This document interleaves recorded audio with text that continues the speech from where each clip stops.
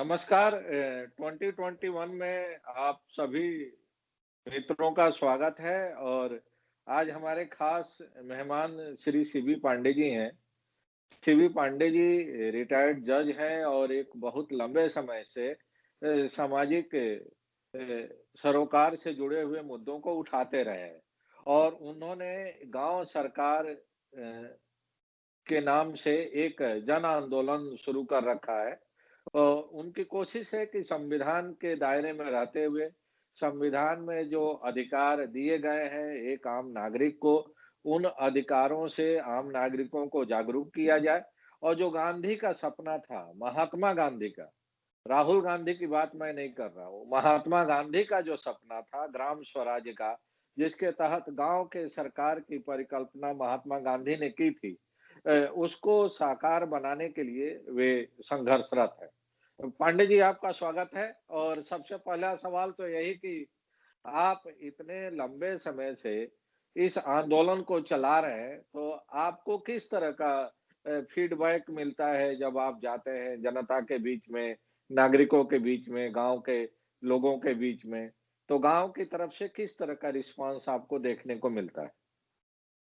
आशीष जी, मैं तो जो ग्राम प्रधान है ना, उनका जो राष्ट्रीय संगठन है, उसका मैं राष्ट्रीय अध्यक्ष सन 1992 से हूँ, बहुत लंबे समय। और 2002 में जब राजनाथ सिंह उत्तर प्रदेश के मुख्यमंत्री थे, तो उन्होंने पूरे देश के करीब 55,000 गांव प्रधानों का एक बड़ा भारी सम्मेलन यहाँ किया। और उसमें पहली बार मैंने राजनाथ सिंह जी से कहा था कि राजनाथ, हम लोग उन्होंने आमंत्रित किया था और बड़ा महत्व दिया था, क्योंकि वो ग्राम प्रधानों का ही सम्मेलन था, मैं राष्ट्रीय अध्यक्ष था, तो मेरी पूरे गांव की कमेटी जो है उसमें वहाँ उपस्थित थी और हम लोगों के प्रयास से बहुत बड़ा सम्मेलन। उन्होंने हम लोगों को मंच पर भी स्थान दिया और वहां से मैंने उनको कहा था कि अगर आप गांव की सरकार बनाइए तो हम लोग आपकी सरकार बनाएंगे। तो एक तरह से ये आंदोलन इतने 2002 से हम लोग शुरू कर रहे हैं। लेकिन इस आंदोलन को गांव वाले इसलिए नहीं समझ पा रहे थे कि वो ये समझ रहे थे कि उनके लिए सरकार जो करती है वही ठीक है, उनके पास कोई अधिकार नहीं है। उनके ये मन में बात गढ़ कर गई थी, एक तरह से उनके मन में बहुत उतर चुकी थी कि सरकार ही जो करेगी वो हम लोग के लिए करेगी, हम लोग का जो अधिकार स्वतंत्र रूप से कोई अधिकार नहीं है। लेकिन इधर में ये जो किसान आंदोलन की जो शुरुआत हुई, इस आंदोलन से गांव में जो किसानों के अधिकारों के बारे में जो जागरूकता पैदा हुई, इसके बाद तो मैं देख रहा हूँ कि गांव सरकार की जहां जहां मैं बात कह रहा हूँ लोग बड़े ध्यान से सुन रहे हैं। और मैं रोज हर रविवार को गांव सरकार के लिए एक 11 से 12 लाइव वीडियो करता हूँ। तो देख रहा हूँ कि रोज दर्शक बढ़ते जा रहे हैं वो जानने के लिए कि ये गांव सरकार क्या है और किसानों के और गांव के लोगों का अधिकार। तो ये एक तरह से बड़ा मौका मिला किसानों को पहली बार देश में कि उनको अपने अधिकारों के प्रति एक जागरूकता पैदा हो। अब ये मैं निश्चित रूप से समझ रहा हूँ कि अब ये जो अधिकार जागरूकता पैदा हुई, तो ये निश्चित रूप से गांव की सरकार की तो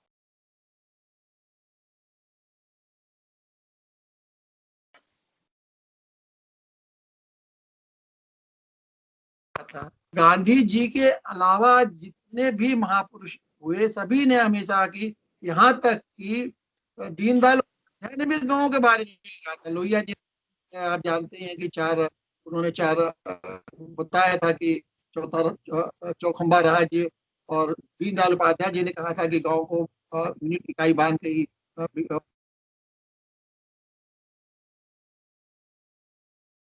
दिक्कत ये हो रही है कि आज नया साल है और सभी लोग अपना फोन अपना चला रहे हैं, इसलिए बीच बीच में ये दिक्कतें बाधा आ रही हैं कि हाँ, ये फोन को लेके थोड़ा रिकॉर्डिंग में आज ये प्रॉब्लम है। कारण ये है कि आज 9 साल है ना, तो सब लोग अपनी अपना बधाई देने में लगे हुए हैं। कोई बात नहीं, तो इसी में हम चलिए लोग भी चर्चा अपनी को बात आगे बढ़ा, जारी रखेंगे। हाँ। तो ये हम चर्चा को आगे बढ़ा तो ये कह रहे हैं कि गांव की अवधारणा सभी का, लेकिन हुआ क्या, और संविधान जब बना तो उस समय इसको एक कॉन्स्टिट्यूशनल स्टेटस नहीं दिया गया, लेकिन फिर संविधान की अनुच्छेद 40 में डायरेक्टर ऑफ प्रिंसिपल रखा गया कि सरकार कोशिश करेगी कि गाँव को सेल्फ गवर्न, गांव पंचायतें बनाएगी सेल्फ गवर्न, मतलब स्वशासी संस्थाओं के रूप में को ये विकसित करने का जो दायित्व था सरकारों ने निर्वाह नहीं। सन 1992 में ये स्थिति बनी कि गांव पंचायतों को एक तरह से संवैधानिक दर्जा दिया गया 73वां संशोधन करके। एक पूरा एक दबाव था और उसमें हम लोग भी कोशिश कर रहे थे। उसमें मैं पंचायती राज इसका ग्राम प्रधान संगठन का अध्यक्ष भी था, तो तभी से वो बांध थी। तो ये बना संस्था को संवैधानिक। अब देखिए, हमारा ही कहना है कि गांव पंचायतों को तो संवैधानिक अधिकार आपने दे दिया। उसे क्या क्या किया? उन्होंने कहा समय से गांव पंचायतों को चुनाव होगा। उनके समय उनके सिस्टम बना दिया है कि उनके लिए चुनाव कराने के लिए अलग से आयोग होगा, राज्य स्तर का चुनाव आयोग। ये भी कहा कि उनके लिए फाइनेंस कमीशन होगा जो तय करेगा कि गांव पंचायतों को ये कितने पैसे उनको सरकार के अब हिस्से का कितना पैसा गांव पंचायत को जाना है।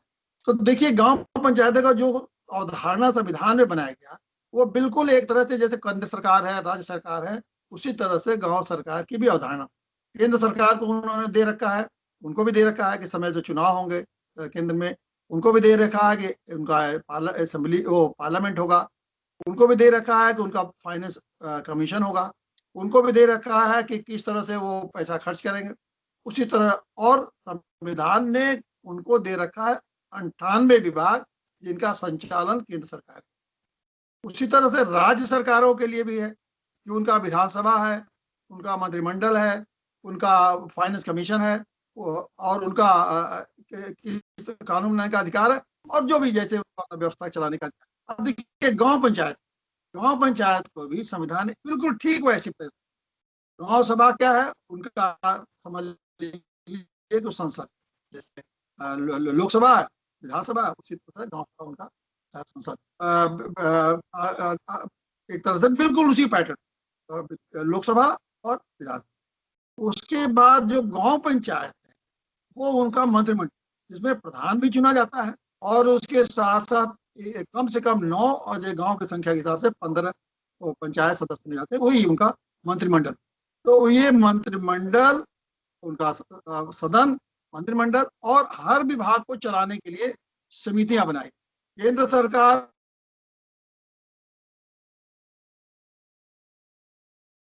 गांव को दे रखा है उन्होंने 29 विभाग की। इन 29 विभागों का संचालन गांव के लोग करें। तो उनका सदन, उनका मंत्रिमंडल, उनका विभाग और उनको चलाने के और वित्त फाइनेंस राज्य आयोग वित्त विभाग कितना पैसा। तो अब उनको आप सरकार के रूप में ही चलना है गाँव को। जैसे केंद्र सरकार चलती है, राज्य सरकार चलती है, वैसे गाँव सरकार भी चलना चाहिए पूरे अपने 29 विभागों के मामले में जो चाहे सो निर्णय। लेकिन आज स्थिति यह है कि गांव वाले एक हैंड पाइप भी अपने मर्जी से नहीं लगा। क्यों? कोई काम वो अपने मर्जी से नहीं करते। उसका कारण क्या है कि जब संशोधन किया गया उत्तर प्रदेश पंचायती राज अधिनियम, उत्तर पंचायती राज अधिनियम 1947 से लागू है। मतलब ये अंग्रेजों के जमाने से पंचायती राज सिस्टम देश में आ चुका था 1920 से ही, और धीरे धीरे उत्तर प्रदेश में 1947 में कानून बना। उस कानून में जब अपने ढंग से वो बना रहे थे, उसमें क्योंकि उसका एक संवैधानिक स्तर नहीं था, इसलिए वो कानून अपने ढंग से चला। जब संवैधानिक कानून बना तो उसके हिसाब से संविधान के हिसाब से इनको संशोधन करना जरूरी पड़ गया, क्योंकि संविधान के विपरीत आप कोई कानून नहीं रखते। इन्होंने संविधान में के अनुरूप जब कानून बनाना चाहिए तो इन्होंने ये ऐसा न करके धारा 15 एक जोड़ा, जिसमें कि सारे वो 29 विभाग जो गांव को मिले हैं संविधान के द्वारा, ये तो कहा कि ये सारे अधिकार अब गांव को दिए जाते हैं, अपनी व्यवस्था करेंगे। लेकिन एक लाइन ये चाहते हैं जो गांव पंचायतों का जो वो तब राज्य सरकार के निर्देशों के अधीन लागू। अब ये बताइए, जब संविधान ने उनको 29 विभाग दे दिया तो राज्य सरकार कौन होती है ये कहने के लिए कि ये राज्य सरकार के निर्देशों के अधीन होगा। जब राज्य सरकार के निर्देशों के अधीन होगा तो इसका मतलब है कि गांव की स्थिति ये हो गई कि ये गांव जो है एक तरह से राज्य विभाग होगा या कहीं गुलाम। अब गुलाम क्या, उनके कर्मचारी जो छोटे छोटे कर्मचारी जो गांव में पड़े हैं, वो जो जैसा चाहते हैं वो चलता है। गांव के लोग जैसा चाहते हैं वैसा नहीं। गांव समाज चाहती है जैसा वो नहीं चाहते। गांव पंचायत जो चाहती है वो नहीं होती। इनके से निदेशालय में बैठे हुए, पंचायत निदेशालय बैठे हुए, या मंत्री, पंचायत मंत्री या मुख्यमंत्री जैसा चाहते हैं वैसा अब गाँव में चलता है। गाँव वाले नल लगाए, क्या निर्देश देंगे। गाँव वाले कोई भी काम अगर गाँव वाले करना हो तो इनके अगर निर्देश नहीं है तो वो गाँव नहीं चलता। एक एब्सर्डिटी का आप उदाहरण देते, इस तरह से ये गांव पंचायत तो चल रहा है। इन्होंने विभाग में एक विभाग है सफाई का, ये भी गांव वालों को दे रखा है। अगर किस्सा, स्वास्थ्य, सफाई, एग्रीकल्चर वगैरह 29 विभाग, वो अनुच्छेद 243 वो उनका जो शेड्यूल है 11 में, संविधान के शेड्यूल 11 में वो 29 विभाग दे रखे हैं। उसमें सारे विभाग है जो गाँव से संबंधित। अब आप वो उदाहरण दी कि एक इन्होंने सफाई कर्मचारी गाँव में रखा। अब आप कल्पना कर सकते हैं कि एक सफाई कर्मचारी जिसका ये 25,000 रुपया तनख्वाह देते हैं, वो पूरे गांव की रोज सफाई करेगा। जिस गांव के में करीब करीब 300-400 घर है, छोटे गांव को बता रहा हूँ, मतलब कल्पना के बियॉन्ड है। फिर भी उसको 24,000 दे रहे हैं। वो BA MA पास आदमी को रखते हैं सफाई कर्मचारी। वो गांव में दिखाई नहीं देता और वो दिखाई देगा नहीं, क्योंकि उसका तो नेताओं के पीछे आगे पीछे घूमता रहता है, अपनी नौकरी बचाए रहता है और नेतागिरी करता है। किसी MLA के पीछे पीछे उसका जी हजूरी करता रहता है, या किसी MP के पीछे, या उसके अधिकारियों के पीछे अपना उनकी दलाली करता रहता है। तो ये एक सफाई कर्मचारी का उदाहरण। अगर गांव वालों के पास उस सफाई करने का अधिकार देते, तो अगर मान लिया गांव में वार्ड होते हैं, जैसे 11 वार्ड, 9 वार्ड, 13 वार्ड, 15 वार्ड, एक एक वार्ड में वो 10 आदमी रखते, 11 आदमी को रख सकते थे सफाई कर्मचारी। उनको 2-2 हजार या 3-3 हजार महीना देते कि भैया आपने वार्ड में जो जो 20 घर आते हैं, एक वार्ड में 20 या 25 घर आते हैं, इसकी सफाई करो। गाँव वाले खुश रहते और सफाई भी बिल्कुल 11 आदमी को रोजगार मिलता। हम लोगों ने जो गाँव सरकार की अवधारणा दी है, उसमें अगर आप उनको 29 विभाग दे देंगे तो 29 कमेटियां बनेंगी। एक एक कमेटी में कम से कम 4-4, 5-5 लोग हों, और हर कमेटी को आप 2-2 हजार, 3-3 हजार रुपया दे के देंगे, तो कम से कम 150। और ये सारे के सारे लोग, ये जो कमेटी उनका विभाग हो जाएगा ना, और ये सारे के सारे लोग 2,000-3,000 में अपना काम करते हुए भी गांव के जिम्मेदारी का भी निर्वाह करेंगे। और जब गांव की जिम्मेदारी का निर्वाह करेंगे तो अपनी उनकी क्रियाशीलता है, बहुत सारी चीजें वो जानते हैं, अपने वातावरण में काम करेंगे, अपने ढंग से काम करेंगे और गांव बिल्कुल स्वतंत्र। लेकिन ये नेता इसलिए उसको नहीं चाहते हैं कि जब वो गांव वाले सब काम अपना करेंगे, और वित्त की समस्या नहीं है। देखिए मजे की बात ये है कि गांव में अब समस्या वित्त की नहीं रह गई, क्योंकि वित्त हर साल जाता है। ये मेरे गांव में अभी मैं गया था, और मेरे ही गांव में 37 लाख रुपए का इस साल बजट गया 2021 का। 37 लाख रुपए का बजट जब गांव में है, किसी में 40 लाख, किसी में 50 लाख, किसी में 1 करोड़ गांव में जा रहा है, लेकिन ये गांव में नहीं जा रहा है। अगर ये गांव में सीधे जाता तो गांव वाले करते। ये विभिन्न सरकार के, उत्तर प्रदेश राज्य सरकार के विभागों में होते हुए अपना विभाग गांव गांव में काम कराए। तो ये गांव सरकार एक तरह से नेताओं के, अफसरों के, राज्य सरकार के और गुलाम बन के रह गई है। इसीलिए हम उठा रहे हैं गांव की सरकार। और इसीलिए जो किसान आंदोलन जो चल रहा है, इसके बाद मैं समझता हूँ कि गांव आंदोलन की बात अगर हम लोग निश्चित रूप से समझ लिए कि तेजी पकड़ेगा, और गांव सरकार को अब समझेंगे लोग, और फिर सरकार के लिए अगर नहीं लागू करेंगे, सरकार के लिए आने वाले दिन बहुत मुश्किल होने जा। जी। पांडे जी, अगर हम उस पर फैक्ट्स पर नजर डालें तो गांव सरकार की जो सपना था वो पाश्चात्य दार्शनिक प्लेटो के टाइम से शुरू होता है। प्लेटो ने अपने फिलॉसफी में एक जगह लिखा है कि जिस तरह से एवोल्यूशन ऑफ प्राइवेट प्रॉपर्टी होनी चाहिए, जिस तरह से एवोल्यूशन ऑफ प्राइवेट फैमिली होनी चाहिए, ठीक उसी तरह से विलेज रिपब्लिक की भी बात प्लेटो ने कही थी। और प्लेटो के बाद अगर हम मॉडर्न इंडिया की बात करें तो गांधी, पंडित दीनदयाल उपाध्याय से लेके और तमाम सामाजिक और राजनीतिक क्षेत्र में काम करने वाले जो लोग थे, जिन्होंने अपना पूरा जीवन लगाया सामाजिक और राजनीतिक क्षेत्र में बदलाव के लिए, उन लोगों ने भी कोशिश की थी कि इस तरह की व्यवस्था लागू किया जाए। लेकिन क्या वजह रही कि चाहे वो गांधी के मानने वाले लोग हों या पंडित दीनदयाल उपाध्याय के मानने वाले लोग हों, जब जब उनको सत्ता मिली तो उन्होंने सत्ता का विकेंद्रीकरण करने के बजाय या हम सरल भाषा में कहें तो सत्ता को गांव तक विभाजित करने के बाद, उसका विकेंद्रीकरण करने के बाद बजाय केंद्रीकृत करने में ज्यादा अपनी ताकत लगाते रहे। और वही अधिकारी जो प्री इंडिपेंडेंस या आजादी के पहले जो अंग्रेजों के हुक्म बजाते थे और सत्ता का सेंट्रलाइजेशन किए रहते थे, उन्हीं अधिकारियों के सलाह पर वे काम करते दिखाई दे रहे हैं। संविधान में ज़रूर व्यवस्था है, जैसा कि आपने बहुत विस्तार से चर्चा की कि संविधान में व्यवस्था है, उसके बाद उसको और ज़्यादा प्रभावी बनाने के लिए उसमें संशोधन किया गया, 73-74 संशोधन। और संशोधन के बाद जब राज्य सरकारों को पंचायती राज एक्ट में बदलाव की बाध्यता आई सामने, तो उन्होंने फिर वह एक लाइन जोड़ दिया कि राज्य सरकार के निर्देश के अनुसार ये 29 विभाग काम करेंगे, जैसा कि अभी आपने बताया है। मैं ये जानना चाह रहा हूँ आपसे, आपका इतना लंबा अनुभव है कि क्या जब सत्ता मिल जाती है, तो सत्ता का एक ही चरित्र होता है? वे सारे जीवन दर्शन, वे सारे पॉलिटिकल फिलॉसफी सिर्फ सत्ता से बाहर रहने के वक्त ही लागू रहते हैं और सत्ता में आने के बाद एक ही फिलॉसफी होती है कि किसी भी कीमत पर और किसी भी तरीके से कोई भी हथकंडा अपनाकर सत्ता में बने रहें, सत्ता को बचाए रखें और एक हम कह सकते हैं कि अधिनायकवादी सोच या सेंट्रलाइज्ड जो एडमिनिस्ट्रेटिव अप्रोच है उसके उस पर चला जाए। आपका क्या मानना है इस पर? अच्छा जी, जैसे जैसे भारत का अगर आप परिदृश्य देखें तो ये गांव का ही देश है और यहाँ 74% आबादी, जब देश आजाद हुआ था करीब 80% आबादी गांव में रहती थी, लेकिन अभी भी 70% आबादी देश। और आप ये देखिए कि हर बार जो चुनाव का जो मुद्दा बनता है, वो चुनाव के जो मुद्दे हैं वो क्या बनते हैं?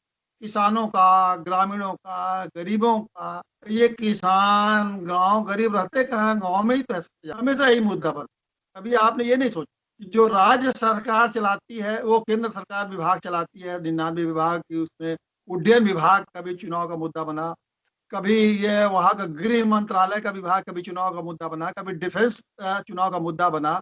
तो जो चुनाव का मुद्दा बनने के जो केंद्र है वो तो गांव है, जहाँ 75% आबादी रखती है।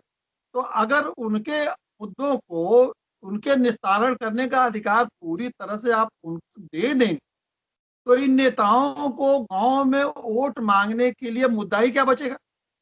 इसलिए वो चाहते हैं कि गांव की अधिकार अगर दिया तो फिर हम लोगों के पास कुछ कहने और उनके लिए कुछ करने को ही नहीं रहता है। आपको बताऊंगा, जब सारा 15 दिन जब से मैं शुरू किया पढ़ा, तो उस समय जब 73वां संशोधन आया तो एक उत्तर प्रदेश के न्याय सचिव थे। हमने कहा भाई न्याय सचिव महोदय, आप ये कैसे ये कैबिनेट से इस धारा 15 को पास करने दिया जब सरकार ने ये कहा कि सारे अधिकार गांव को दिए जा रहे हैं और गांव वाले अपने अधिकारों का प्रयोग करते हुए, और पूरा एक मैनेजमेंट सिस्टम दिया हुआ ना पूरा उसी तरह से राज्य को, तो कैसे आपने इसको उन लोगों को पास करने दिया? उन्होंने कहा कि कैबिनेट में रखा, मैंने बात बताई कि इस तरह के आप सब नहीं लगा सकते हैं।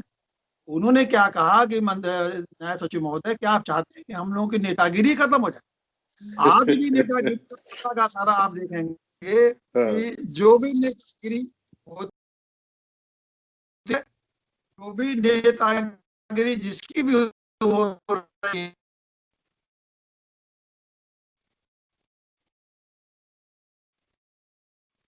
तो आज गांव में आप जाके देखिए तो जो भी नेतागिरी हो रही है पूरे देश के नेताओं की, जैसे किसान आंदोलन का ही आप देखिए, तो आप जब किसान आए हैं तो तड़प रही है सरकार, किसान आंदोलन खत्म है।